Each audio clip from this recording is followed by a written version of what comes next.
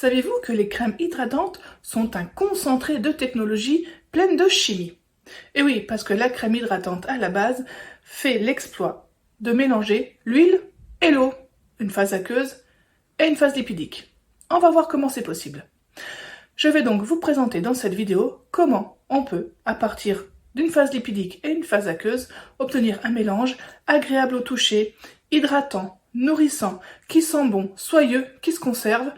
Oui, les crèmes hydratantes, c'est un vrai concentré de technologie. Il y a même des spécialistes pour créer des crèmes hydratantes en formulation cosmétique. La crème hydratante est composée d'une phase lipidique et d'une phase aqueuse. La phase aqueuse, c'est de l'eau. Ça, on connaît, il n'y a pas de mystère. Par contre, pour la phase lipidique, il y a flopé de possibilités. Bien sûr, je ne vais pas toutes vous les énumérer, je vous donnerai à chaque fois que quelques ingrédients possibles. Donc pour la phase lipidique, on a par exemple l'huile d'olive, dont un des composants est l'acide oléique. Une autre huile possible, c'est l'huile de jojoba, mais je devrais plutôt dire une autre cire possible. Bah oui, parce que l'huile de jojoba, c'est une cire, dont un des composants, l'acide gadolinique, est particulièrement intéressant en cosmétique. Elle a une composition très proche du sébum humain, ce qui lui donne une très grande affinité pour la peau, ou même les cheveux. Les émulsifiants permettent aux crèmes hydratantes de mélanger l'huile, la phase lipidique, et l'eau, la phase aqueuse. Mais c'est quoi un émulsifiant? Un émulsifiant, c'est une molécule un peu spéciale qui aime à la fois l'huile et l'eau, qui a une partie apolaire, ayant une grande affinité avec la phase lipidique, l'huile, et une partie polaire, qui a une grande affinité avec l'eau.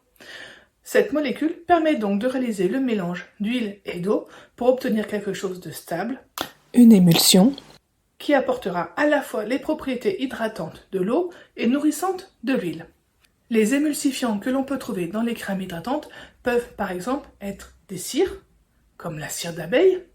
Parmi les émulsifiants, on trouve également les lécithines, par exemple la lécithine de soja, très couramment utilisée par les industriels, aussi bien agroalimentaires que cosmétiques, et qui a une grande affinité à la fois pour l'eau et pour l'huile.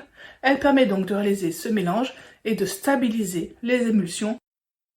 Savez-vous que quasiment toutes les crèmes hydratantes contiennent de l'alcool cétéarylique? L'alcool cétéarylique n'existe pas. En fait, c'est un mélange de deux alcools à longue chaîne carbonée, un avec 16 carbone et un avec 18 carbone. Mais ce mélange a des propriétés vraiment exceptionnelles. Il permet, tenez-vous bien, d'adoucir et d'assouplir la peau. Il a une activité émolliente. C'est un émulsifiant. Il permet de mélanger la phase lipidique et la phase aqueuse. Il épaissit les mélanges, il les stabilise. Il permet également d'avoir une action opacifiante, mais c'est aussi un tensioactif qui facilite la répartition du produit lors de son utilisation. Et enfin, c'est un agent de contrôle de la viscosité, suivant que l'on désire un mélange plus ou moins épais ou qui s'écoule plus ou moins facilement. Autant vous dire qu'avec toutes ces propriétés, c'est un as des produits cosmétiques. Mais une crème hydratante peut aussi contenir des actifs. Mais pourquoi un actif? Pourquoi une crème hydratante? C'est déjà pas un actif? Alors oui, mais les actifs viennent en plus dans la formulation, ont une action beaucoup plus spécifique. On choisit l'actif en fonction du résultat que l'on veut obtenir. Un des grands actifs que l'on utilise est un actif anti-âge, c'est l'acide hyaluronique. C'est une molécule assez complexe, composée d'une succession de sucres. Elle a plein d'actions spécifiques qui peuvent se développer puisque la crème hydratante reste longtemps au contact de la peau et c'est pour ça qu'on peut mettre des actifs. Donc l'acide hyaluronique a une action anti-âge, c'est-à-dire qu'il va renforcer la barrière cutanée pour éviter la déshydratation et limiter l'apparition des rides.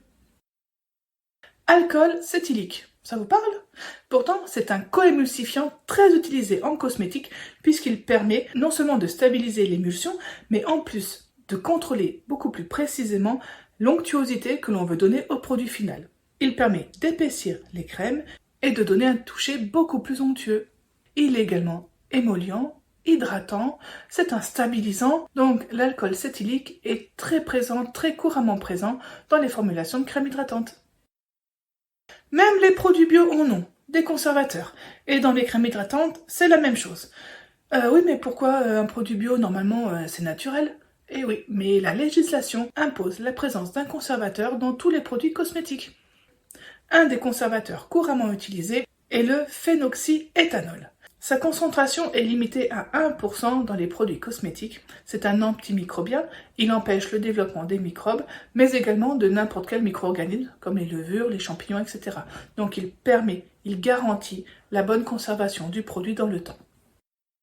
Mais pour que ma crème sente bon, qu'elle ait une jolie couleur, qu'elle soit parfois un peu scintillante, on peut pas rajouter d'autres composants? Bah oui, mais ce sont des composants qui ne sont pas indispensables à la composition de la crème hydratante, donc effectivement, on peut rajouter des parfums, on peut rajouter des colorants, on peut ajouter des petites paillettes de mica par exemple, qui permettent d'avoir un effet beaucoup plus scintillant, notamment en été, ça fait quelque chose d'assez sympathique, mais c'est pas des composants indispensables pour la formulation de la crème hydratante.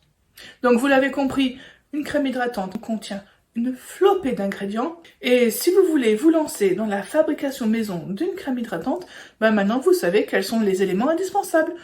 Une phase aqueuse, de l'eau, une phase grasse, de l'huile, du beurre, un émulsifiant pour mélanger le tout, un stabilisant ou un coémulsifiant, un conservateur, et le tour est joué.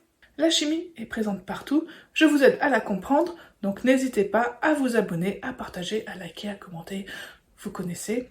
À très bientôt sur Chimie Chic.